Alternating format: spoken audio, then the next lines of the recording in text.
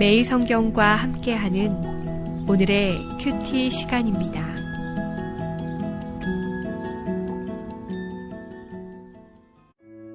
(6월 15일) 오늘의 말씀은 사무엘상 26장 13절에서 25절입니다.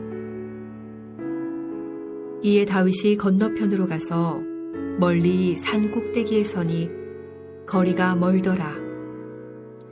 다윗이 백성과 넬의 아들 아브넬을 대하여 외쳐 이르되 아브넬아 너는 대답하지 아니하느냐 하니 아브넬이 대답하여 이르되 왕을 부르는 너는 누구냐 하더라. 다윗이 아브넬에게 이르되 내가 용사가 아니냐 이스라엘 가운데에 너 같은 자가 누구냐 그러한데 내가 어찌하여 내 주 왕을 보호하지 아니하느냐 백성 가운데 한 사람이 내 주 왕을 죽이려고 들어갔었느니라. 내가 행한 이 일이 옳지 못하도다. 여호와께서 살아계심을 두고 맹세하노니 여호와의 기름 부음 받은 너희 주를 보호하지 아니하였으니 너희는 마땅히 죽을 자이니라. 이제 왕의 창과 왕의 머리 곁에 있던 물병이 어디 있나 보라 하니 사울이 다윗의 음성을 알아듣고 이르되 내 아들 다윗아 이것이 내 음성이냐 하는지라.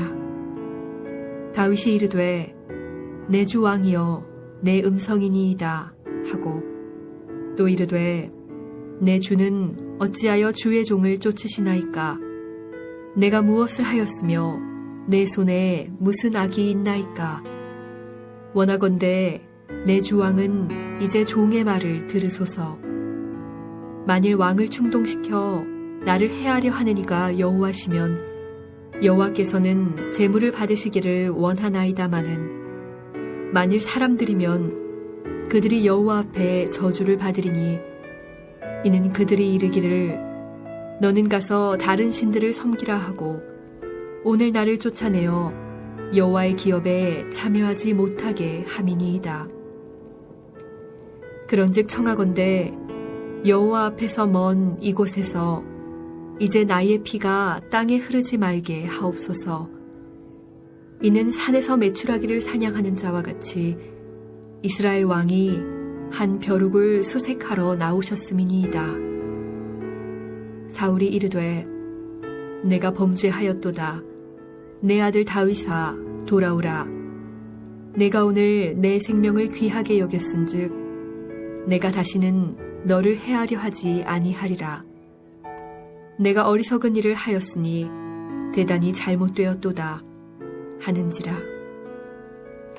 다윗이 대답하여 이르되 왕은 창을 보소서. 한 소년을 보내어 가져가게 하소서. 여호와께서 사람에게 그의 공의와 신실을 따라 갚으시리니 이는 여호와께서 오늘 왕을 내 손에 넘기셨으되 나의 손을 들어 여호와의 기름 부음을 받은 자 치기를 원하지 아니하였음이니이다. 오늘 왕의 생명을 내가 중히 여긴 것 같이 내 생명을 여호와께서 중히 여기셔서 모든 환난에서 나를 구하여 내시기를 바라나이다 하니라.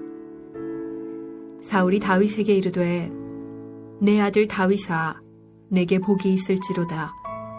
내가 큰 일을 행하겠고 반드시 승리를 얻으리라 하니라. 다윗은 자기 길로 가고 사울은 자기 곳으로 돌아가니라.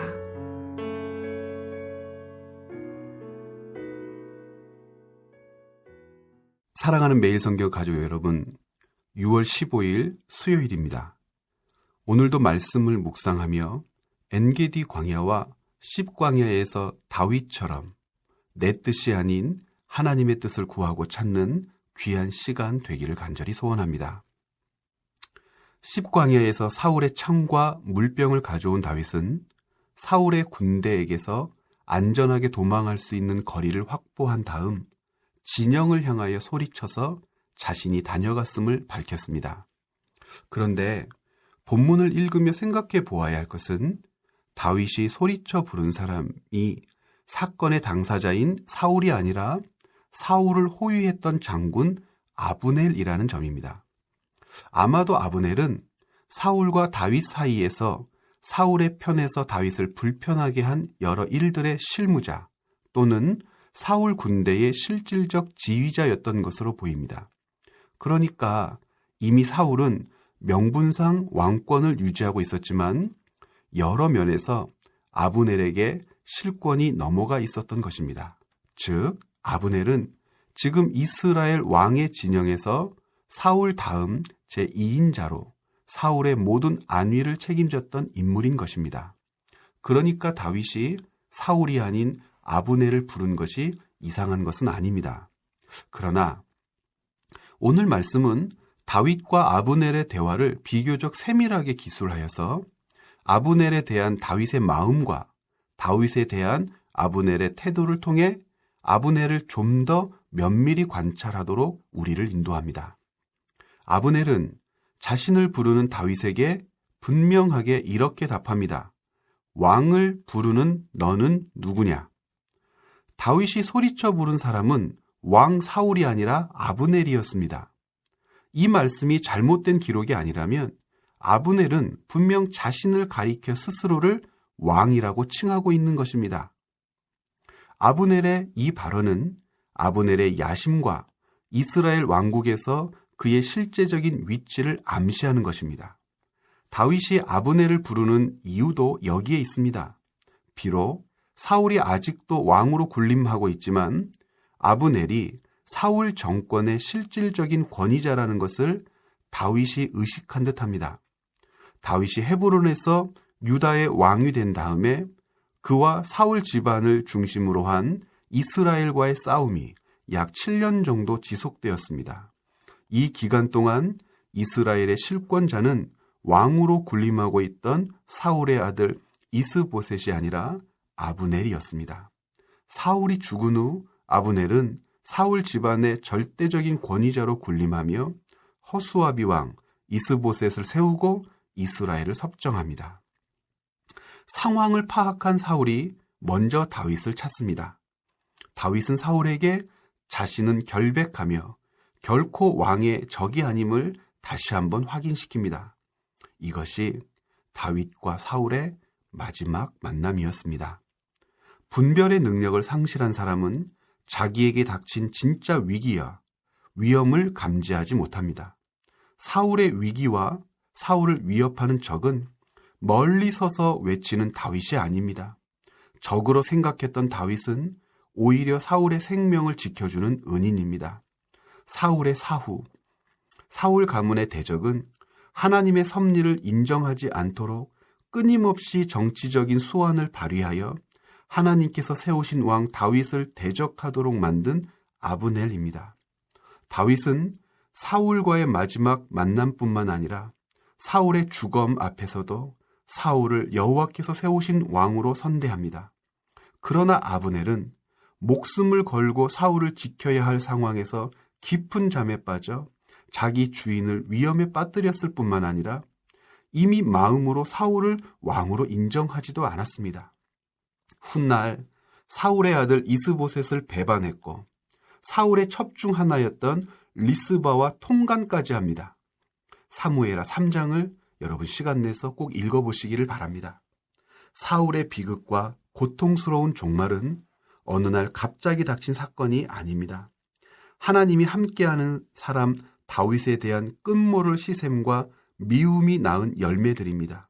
여러분, 시샘은 사람의 마음과 뼈를 삭게 합니다. 이제 더 이상 그 악한 것들을 붙들지 말고 놔버리십시오. 하나님께서 주신 그 사람의 몫이 있다면 하나님께서 나에게 주신 나의 몫도 있는 겁니다. 하나님의 맡기심을 따라 그가 할 일을 하고 있다면 나도 하나님께서 맡기신 내 일을 하면 됩니다.